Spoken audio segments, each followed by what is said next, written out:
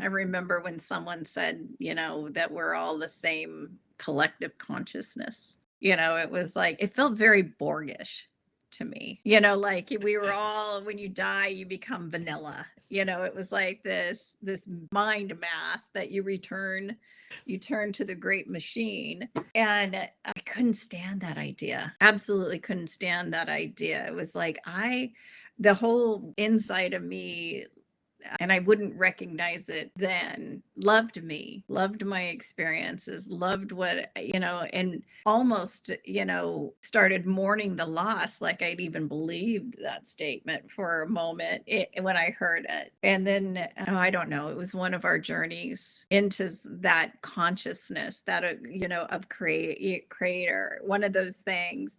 Anybody it's who's listening to these things, you get that opportunity to experience creation, as I forget, Damano Chia said it, gloves off, eyes wide open, touch it. And it's just like, you're a piece of all of this. You really are a piece of all of this, but you're your amazing, unique beautifulness. And it's like, it's touching that just makes you utterly fall back in love with yourself. As Laura said, we all fall back into withholding it from ourselves.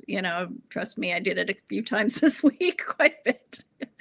On, off, on, off. Love myself. There I went again. Love myself. Up, back again. And so it's, we, at least where I am, I don't want any illusions that I've got it all figured out. But I know what I've touched and what I felt, and and I don't want to is envious sometimes of that tree having sovereignty. I know this is going to get there too. It will, and I'll be even more thrilled doing it with this and having that kind of freedom one day, because I felt it.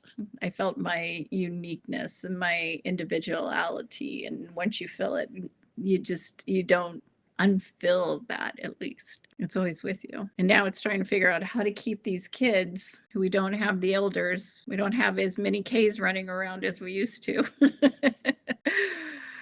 But let all of our children in these next generation stay connect. We'll get there.